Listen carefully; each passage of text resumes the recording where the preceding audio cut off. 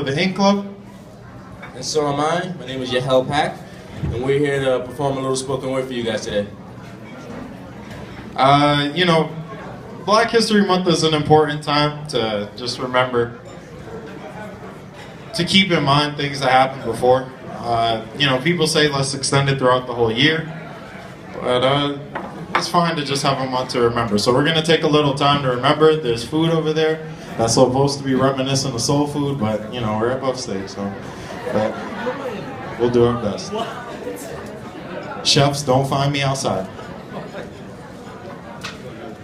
Go first. All right, so Yahel's gonna perform for y'all.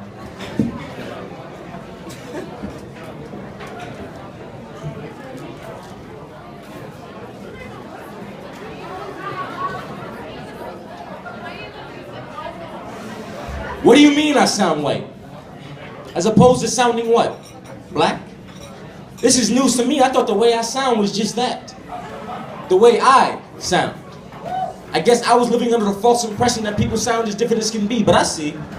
You have compiled a certain number of similarities between both the diction and overall vocalization of ideas amongst your peers, and now that you see someone who looks like you but doesn't vocalize his ideas the same and whose diction is different, and after looking over all the data, you've come to the conclusion that this man sounds like a completely different race.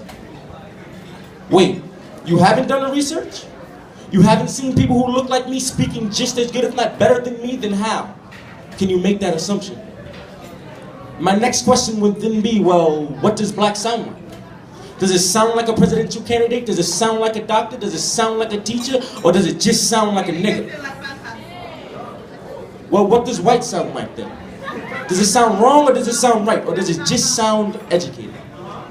Many of my peers around where I live feel as though sounding like you have some damn sense is not a trait that black people or people of color in general share with the white man. So I must sound like the man that's cracking the whip. And you must sound like that nigga picking this shit. And with the crack of this whip, go pick that shit, no? So let's move past that then. I'm tired of hearing people tell me, you speak so well, I would have never guessed you come from where you do. And I realize it's because of you. You people who continue to perpetuate the stereotype of a black man. You people who for some reason don't seem to understand. You people who criticize me for sounding like an educated black man. You are the people that I can't stand. Haven't you noticed the correlation between people who speak well and people who are well off? My father gave me this message. He said, son, understand that your mouth can take you as far as you can see. So from now on, use your words as your feet. A closed mouth doesn't get fed. And when you open yours, it'll decide what you'll eat. Now, what is it going to be? Are you going to eat steak with the kings or break bread with the meek? I ask that you speak with conviction. A conviction that reassures the people around you that you know what you're talking about. You can get far from the way that you walk, but even farther by the way that you talk. That's the key to a better life. Not to sound white, but to sound right. Well, I guess ignorance is bliss.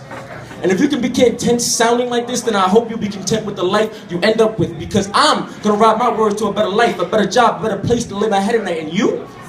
Well, I'll see you here tomorrow. And the next day, and probably even the next day, and fuck it. Talk how you want to, just don't talk it in my face. Because I don't talk just to say something. I talk because I have something to say.